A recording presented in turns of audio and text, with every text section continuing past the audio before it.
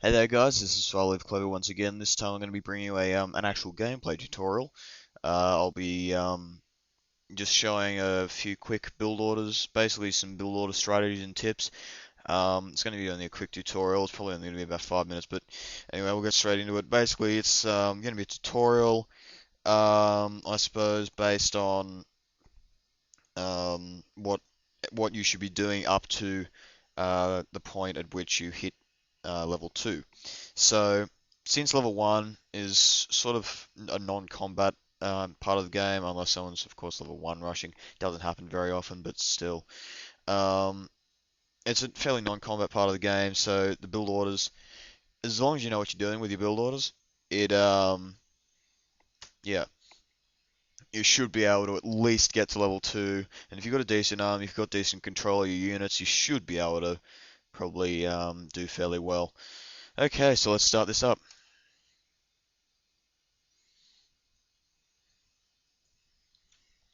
Now, what you'll immediately see is that I use hotkeys. Basically, I go Control H to select all my henchmen, go straight to coal, and I build 4 henchmen straight away at my lab. Now, the reason why I go 4 instead of 5 is because, of course, you have uh, 500 coal, so you can make 5 henchmen, is so that I can make an early lightning rod. Now, early lightning rod, what you need to be emphasizing in your early build order is a fairly fast level 2. You want to be getting level 2 around about probably 2 minutes, or hitting the actual level 2 button around 2 minutes, so that you can get to level 2 and be able to actually fend off the enemy if they happen to be rushing. Um, so what you're looking at is usually a 2 rod electricity economy. And in the meantime, make sure that you always have a henchman being created at your lab. Now you've got to be watching up top, you have electricity. See, I've got, it's like, that's 12 henchmen there. So what you do is you count in rows of 9. I don't need that. So here I am. I've got 300 electricity. I go straight to level 2. I hit the level 2 button at 2 minutes exactly. So I've got a huge number of henchmen overstaffed. I mean, if it's a 5 coal expansion, the maximum I really want is 10, and I have 13. So that means those extra henchmen, for example, I could do something like this and move these guys down, make a creature chamber, and then move them down again to make a workshop and expand and basically increase my economy. Now, I've gone straight for advanced structures research here because um, that's a bad workshop placement. I've gone for advanced structures here because usually it's always good to have advanced structures. It means you get extra health in your lab. It means you can, if the enemy happens to be fencing himself in, you can just go like, oops, like that, and you can get a research clinic up, that sort of thing. I know I said this is only going to level 2, but yeah, I'm not really going to be playing very much at the moment, but I'm just going to be going over a few things. The idea is that you get to level 2 as fast as possible while maintaining constant henchman production at your lab. So, um, what I might so you'll notice here, of course, there are 5 coal piles. That means you're going to be getting 100 coal per trip once you've got 5 henchmen mining. Now that means that every time you make every time your henchmen run to the coal and back, you get enough for 1 more henchman. So the excess, which is what happens beforehand and afterwards, like when you've got 4 henchmen or less, or 6 henchmen or more, that's when you get the coal to make a lightning rod, or if you're doing something stupid, you can make a creature chamber with it. But basically, the idea is that while you're going to level 2, once you've hit the button, you grab these henchmen that you have excess. So I usually have 9 mining at my lab on a 5 coal expansion.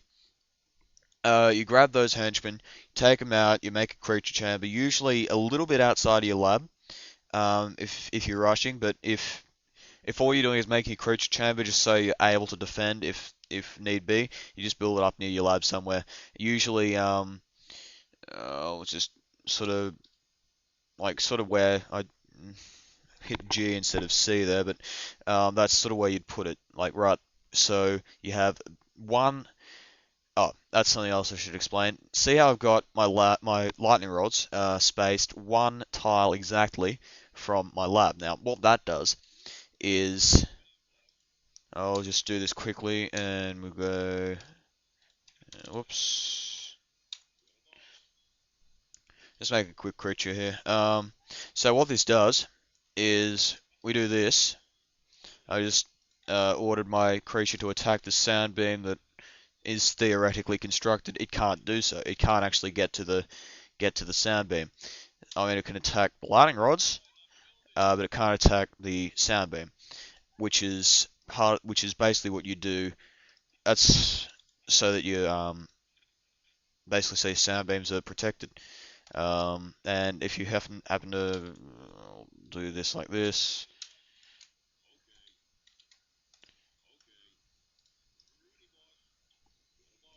so let's just say we've got another sound beam there, and you can make one in the middle there as well. The henchmen should be able, yeah, they should be able to get to that. So again, if I do the same thing,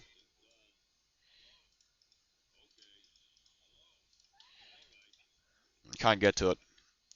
They just can't. The creatures always have a 2x2 or more